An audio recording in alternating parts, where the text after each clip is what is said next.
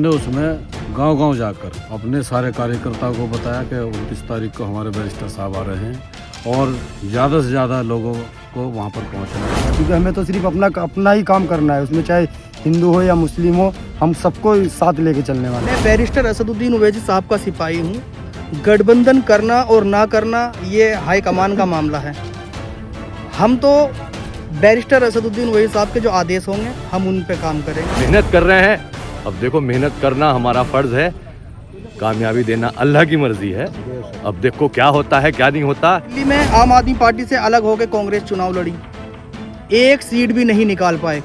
BJP आ गई, MIM सिर्फ 2 सीटों पर चुनाव लड़ी। उसकी तैयारियां हमारे यहाँ जोरों पर है। जैसे कि आप जानते हैं कि हमारे बिजनौर में 8 विधानसभाएं हैं, सबकी तैयारी जोरों पर है। कार्यकर्ता दिन रात छोटे बड़े सब मेहनत कर रहे हैं और सभी ने वादा किया है आम जनता ने कि हम ज़्यादा से ज़्यादा तादाद में पहुँचेंगे और प्रोग्राम को कामयाब बनाएंगे। यहाँ बैरिस्टर असदुद्दीन ओवैसी साहब जो जनसभा कर रहे हैं, तो उनका क्या मकसद है कि उन्होंने नजीबाबादी चुना है और यहाँ पर क्या वो अपना प्रत्याशी अभी घोषणा करेंगे या बाद में करेंगे? देखिए, ये तो फैसला हाईकमान का होगा प्रत्याशी घोषित करने का, और जो प्रोग्राम की बात रही कराने की, वो एक यहाँ की निजी टीम का फैसला था, ना कि ओवैसी साहब का। और निजी टीम अगर यहाँ की चाहेगी तो प्रोग्राम इंशाल्लाह चुनाव बढ़िया लड़ाया जाएगा यहाँ, और चुनाव हम बहुत मजबूती के साथ सभी विधानसभा में लड़ेंगे। आगे हम ऐसा सोच सकते हैं कि बैरिस्टर असदुद्दीन ओवैसी साहब की पार्टी AIMIM किसी के साथ गठबंधन कर सकती है। गठबंधन होता है तो बहुत अच्छी बात है, नहीं है तो फिर भी चुनाव तो ओवैसी साहब की पार्टी अपने दम पर लड़ने जा रही है। यानी कि अकेला फैसला किया हुआ है कि आपको जो चुनाव लड़ना है। जी। अच्छा, जिला बिजनौर की 8 सीटों पर चुनाव लड़ने का इरादा है या 2-4 सीटों पर ही चुनाव लड़ने का? हमारी तैयारी बिजनौर जिले की 8 की 8 विधानसभाओं पर जोरों से चल रही है और हमारी टीम दिन रात मेहनत कर रही है। जी, आपका नाम? जी, नबील अहमद। नबील साहब जी, आपकी क्या तैयारियां चल रही हैं कि आप जो नजीबाबाद के अंदर जो बैरिस्टर साहब आ रहे हैं, तो उसमें आपने क्या क्या काम किया है, कुछ बता सकते हैं? जी बिल्कुल। जी बताइएगा। देखिए, हम बिजनौर सदर जो हमारी विधानसभा पड़ती है, हमने उसमें गांव-गांव जाकर अपने सारे कार्यकर्ताओं को बताया कि 29 तारीख को हमारे बैरिस्टर साहब आ रहे हैं और ज़्यादा से ज़्यादा लोगों को वहां पर पहुंचना है।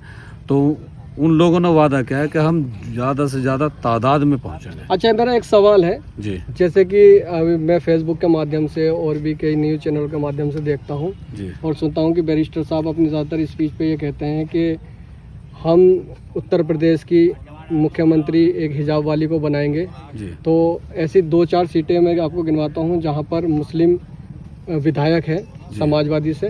जी। तो वहाँ पर क्या आपका मकसद है चुनाव लड़ने का? देखिए, कोई भी पार्टी जो पॉलिटिकल पार्टी होती है उसका मकसद होता है चुनाव लड़ना, और अगर पार्टी चुनाव नहीं लड़ेगी तो जनता में कैसे मैसेज जाएगा कि ये चुनाव में पार्टी कितना दमखम रखती है। ये मुस्लिम बहुल सीट ही क्यों, ऐसा क्यों है कि मुस्लिम बहुल सीट से? नहीं, मुस्लिम बहुल सीट नहीं, जो प्रोग्राम हो रहे हैं उसकी वजह से लोग अंदाज़ा लगा रहे हैं, लेकिन हमारी पार्टी जहाँ हिंदू प्रत्याशी है उन्हें भी चुनाव लड़ाएगी और एक अच्छा मैसेज उसी उत्तर प्रदेश में जाएगा। ओवैसी साहब ये बोलते हैं कि हम हिजाब वाली महिला को मुख्यमंत्री प्रधानमंत्री बनाएंगे, लेकिन उत्तर प्रदेश के अंदर सबसे पहला प्रत्याशी असदुद्दीन ओवैसी साहब ने एक महिला के सामने उतारा है, तो उसको लेकर आप क्या बोलोगे? देखिए,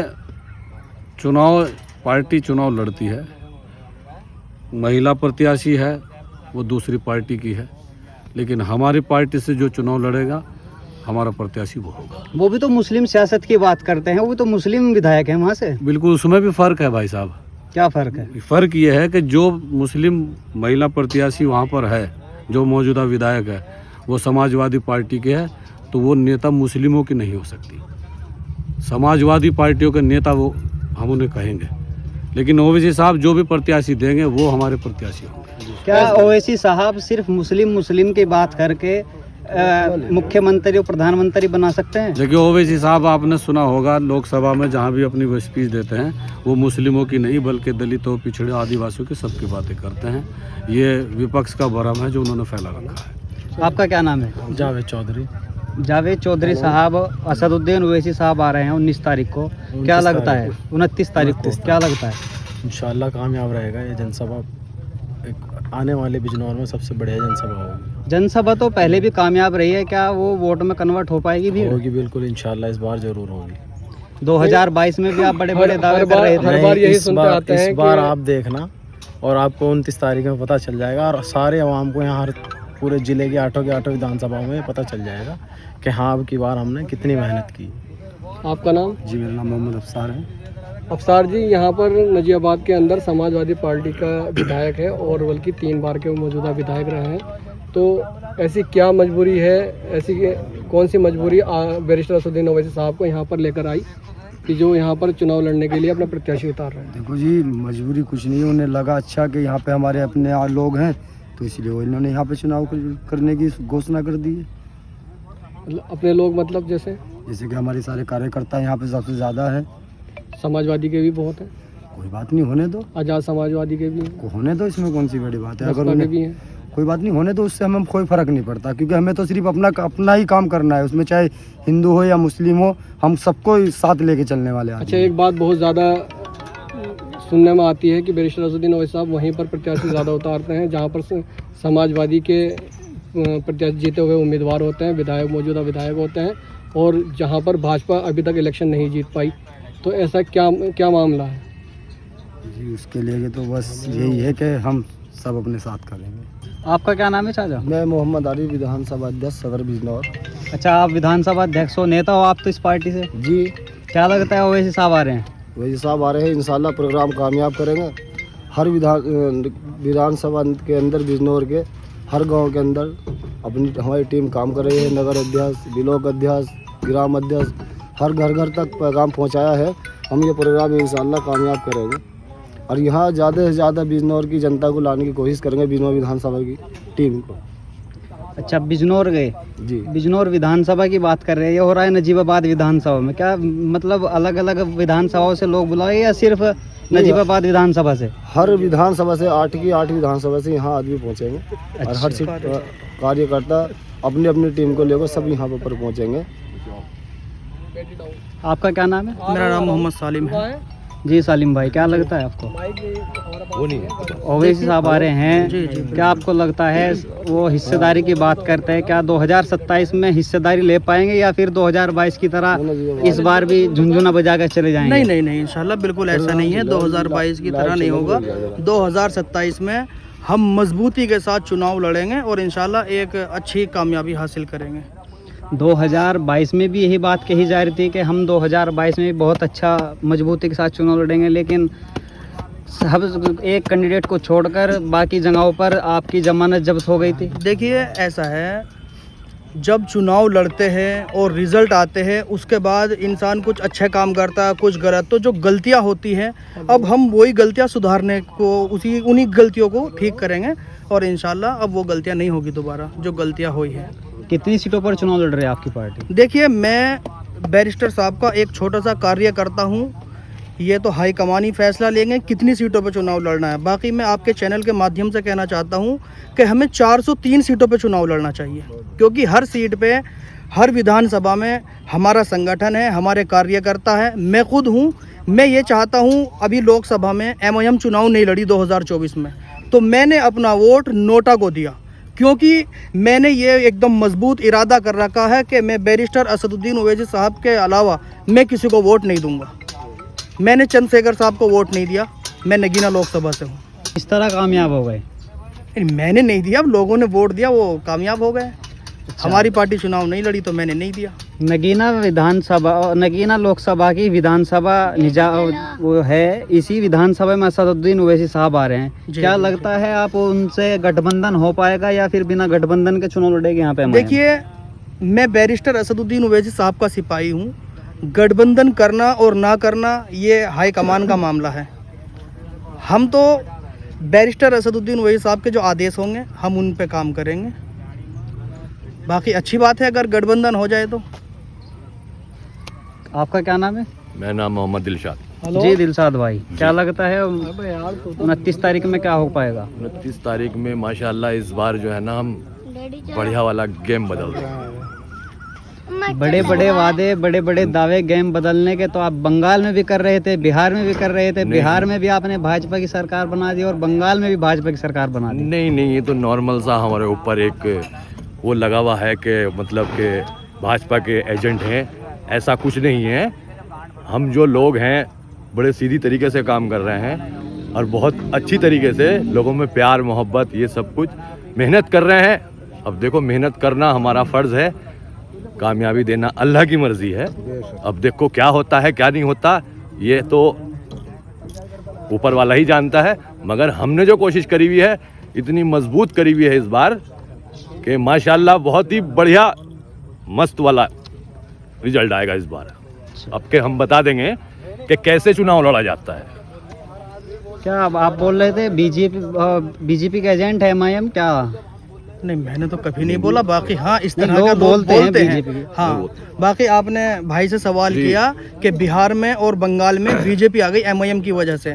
देखिए, आपको ये जानकारी होनी चाहिए कि बंगाल में मेरे ख्याल से MIM 10 से 12 सीट लड़ी, ठीक है, और कांग्रेस टोटल सीट लड़ी। कांग्रेस कितनी सीटें जीती? तो असल बीजेपी की बी टीम है। अगर आप इन चीज़ों को देखते हुए ये अंदाज़ा लगाते हो कि बीजेपी जीत जाती है, तो बीजेपी जीतती है कांग्रेस की वजह से। कांग्रेस सारी सीटों पर चुनाव लड़ी ममता बनर्जी से अलग होके, तो असल वोट कटुआ कांग्रेस है। आप बिहार का ले लो, बिहार में क्यों हारे ये? क्योंकि इन्हें एक तकब्बुर गुरूर था तेजस्वी को। असद साहब ने सिर्फ और अख्तरुल ईमान साहब ने सिर्फ 6 सीटें मांगी थी और अल्हम्दुलिल्लाह 6 सीटें वो अलग अपना कामयाबी हासिल करी। 5 सीट हम जीते। मैं तो कहता हूँ 6 जीते, क्योंकि 300 कुछ वोट से हम रह गए। आदिल हसन। तीसरी बिहार, दिल्ली में आम आदमी पार्टी से अलग होकर कांग्रेस चुनाव लड़ी, 1 सीट भी नहीं निकाल पाए। बीजेपी आ गई। MIM सिर्फ 2 सीटों पर चुनाव लड़ी, मुस्तफाबाद और ओखला। एक जगह 33-34 हज़ार वोट, दूसरी जगह 44 हज़ार वोट। तो मुस्तफाबाद पूरी में तो आपने दिल्ली बीजेपी को जिता दिया। नहीं भाई, हमने नहीं जिताया बीजेपी को। कांग्रेस वहाँ कितने वोट लाई? 6 से 7 हज़ार वोट ओनली, और हमें मिला 33-34 हज़ार वोट। तो वहाँ भी कांग्रेस की वजह से बीजेपी जीती। दूसरी बात, पूरी दिल्ली के अंदर दिल्ली प्रदेश अध्यक्ष कांग्रेस के, उन्हें सिर्फ 39-40 हज़ार वोट मिले हैं। बाकी 6,000, 10,000, 15,000, 16,000 पे कांग्रेस से बढ़ गई हर सीट पे, जो नेशनल पार्टी कहते हैं जिसे आप लोग। अखिलेश यादव उत्तर प्रदेश में ये बोल रहे हैं कि हम तो MIM से, हम किसी भी पार्टी से कोई गठबंधन नहीं करेंगे। जो तेजस्वी साहब ने भी यही कहा था। तेजस्वी साहब ने भी यही कहा था। और अगर वो हमसे गठबंधन नहीं करना चाहते तो वो अपने सोशल मीडिया अकाउंट पे पूर्व मुख्यमंत्री लिखने के लिए तैयार रहे 2027 के बाद भी। क्या लगता है, ये बोल रहे हैं कि मुख्यमंत्री अब के भी नहीं बन पाएंगे अखिलेश यादव? देखिए, तो इसका मतलब आप भाजपा को ही जिताने के लिए काम कर रहे हैं? देखिए, मेरी बात सुनिए आप। हम केवल अपना वजूद, अपने आप को मजबूत करने के चुनाव लड़ रहे हैं, और कोई भी पार्टी तब तक वजूद भी नहीं आ सकती तब तक वो अपने लिए मेहनत ना कर ले। हम केवल अपने ही लिए मेहनत करें, अपने समाज के लिए मेहनत करें। हम दलित, आदिवासी और मुस्लिमों को साथ लेके चलने का काम कर रहे हैं, इससे ज़्यादा कुछ नहीं। आप कह रहे हैं कि हम अपने समाज के लिए काम कर रहे हैं। क्या एक समाज को लेकर आप कामयाब हो जाओगे? अभी मीरापुर उपचुनाव हुआ है उत्तर प्रदेश के अंदर। पार्टी 3 सीट लड़ी है, मीरापुर, कुंदरकी और गाजियाबाद। 2 सीटों पे हमारे मुस्लिम कैंडिडेट थे और गाजियाबाद में हमारे हिंदू भाई कैंडिडेट थे। तो उसमें तो ये बात पार्टी की तरफ से कोई नहीं है कि हम केवल मुस्लिमों को चुनाव लड़ाते। अभी उत्तर प्रदेश 2022 के अंदर पार्टी ने 94 सीट चुनाव लड़ा, जिसमें 23 सीटें हमारे पास हिंदू भाई थे, जिसमें वो सभी समाज के, पंडित समाज से भी थे, ठाकुर समाज से भी थे, दलित समाज से भी थे, OBC समाज से भी थे। आप ही के कैंडिडेट मीरापुर के प्रत्याशी जो उपचुनाव लड़े थे, वो बोल रहे थे कि हमने कटड़ा भी मार दिया और भैंस भी मार दी। इस साफ साफ वो ये दर्शा रहा था उनका बयान कि हमने खुद तो जीते नहीं, लेकिन हमने समाजवादी को भी नहीं जीतने दिया। तो क्या आर प्रदेश में फिर से ही खेला करने जा रहे हैं? देखिए, अगर हम वोट कटवा पार्टी होती तो हम इस तरीके से मेहनत नहीं करते। हम केवल अपने लिए मेहनत कर रहे हैं। आप ही के पार्टी के नेता ने बयान दिया था ये? वो उनका एक निजी बयान था, उसमें पार्टी का कोई लेना देना नहीं था। वो तो आज भी आपकी पार्टी से उत्तर प्रदेश सचिव हैं। तो वो उन्होंने कहा कि मेरा निजी बयान है, पार्टी से उसका कोई संबंध नहीं है। तो फिर आपने पार्टी से बाहर क्यों नहीं कराया उन लोगों को? पार्टी से बाहर करना अंदर करना वो एक हाईकमान का फैसला है। हम एक छोटे अदना से कार्यकर्ता है, हम उसी हद में बात करते हैं।